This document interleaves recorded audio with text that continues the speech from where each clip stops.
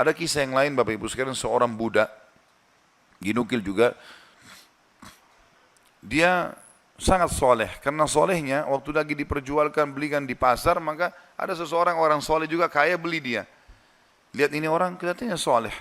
Ucapan-ucapannya selalu mengucapkan nama Allah. Diajak ke rumahnya orang soleh ini, orang kaya ini, lalu dikatakan, pilihlah tempat yang kau mau. Ada banyak budak-budaknya yang bekerja, pilih yang kamu mau. Dia tunjuk tempat yang paling pojok dan sudah agak rusak.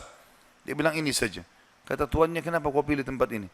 Dia bilang karena tempat ini akan menjadi indah kalau digunakan berhubungan dengan sang raja, Allah subhanahu wa ta'ala. Kata tuannya, baiklah terserah, diperbaiki sama dia, kemudian dia mulai ibadah.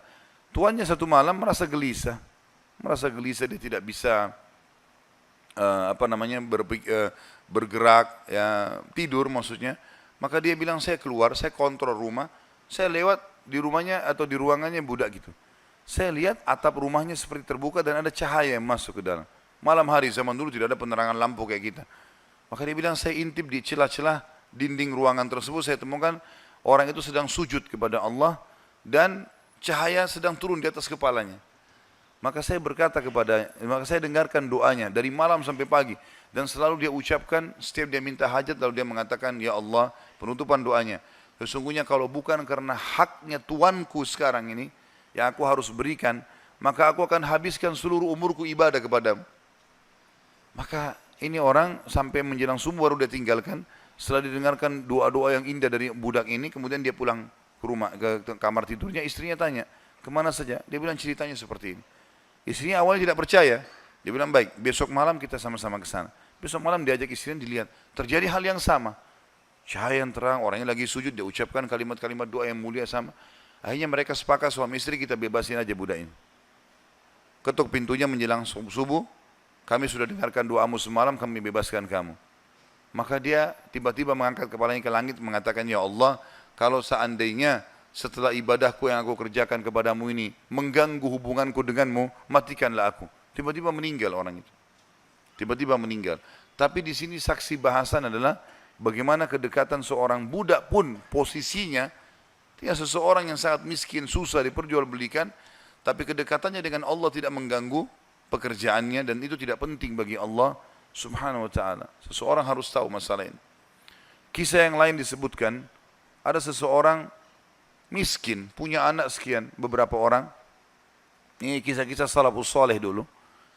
Dia pas mau makan sama istri sama anak-anaknya, ada 4-5 orang anak, mau makan sama-sama, dan cuma ada sedikit makanan, tiba-tiba ada yang ketuk pintu, orang miskin. Dia bilang begitu, mau dihidangkan makanan, mau makan, ada yang ketuk pintu.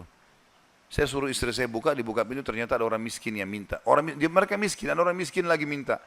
Kami sudah sekian hari nggak makan, berikanlah makanan. Istrinya tanya dia, kasih makanan. Dikasih makanan semuanya, karena kalau dibagi dua juga nggak cukup. Orang itu juga punya anak banyak. Dia sama istrinya orang mukmin.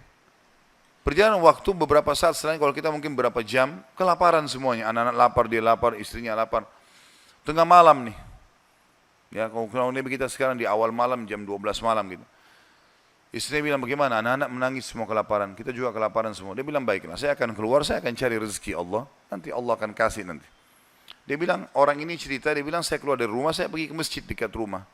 Kemudian saya sholat malam. Sambil berdoa kepada Allah. Dan kalimatnya, saking manjanya sama Allah mengatakan, ya Allah, sesungguhnya engkau tahu, kalau saya dan istri saya dan anak-anak saya kelaparan malam ini. Jadi bahasanya semua dirincikan, minta kepada Allah pada hal-hal yang kecil pun, minta makanan kepada Allah. Saya malam ini lapar ya Allah, berikanlah makanan. Gitu kan?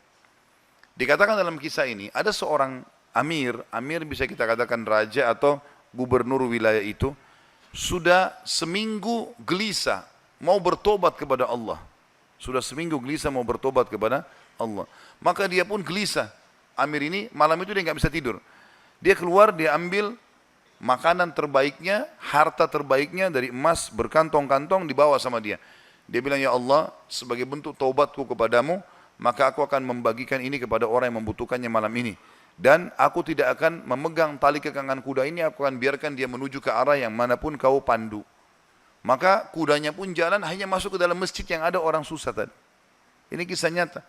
Pada saat masuk dia bilang, Amir ini bilang, saya tidak tahu kenapa kuda saya ke sini, tapi ini rumahnya Allah. pasti ada sesuatu. Dia bilang saya turun dari kuda, saya masuk, saya temukan orang itu lagi berdoa. Dan doanya minta makanan.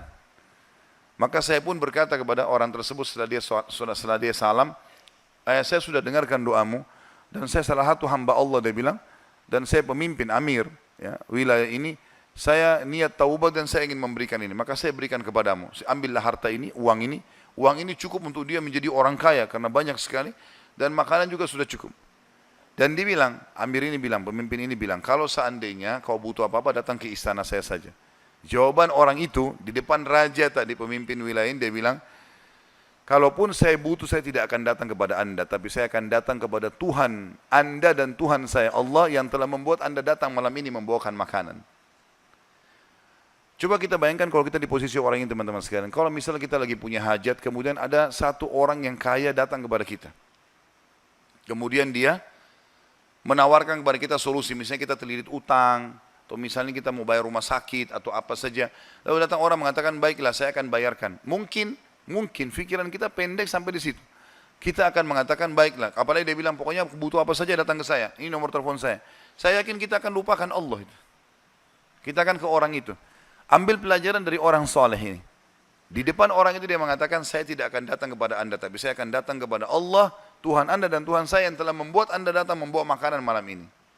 Jadi justru kalau sudah dapat solusi, jangan malah jauh dari Allah ini. Malah harusnya jadi lebih dekat kepada Allah SWT.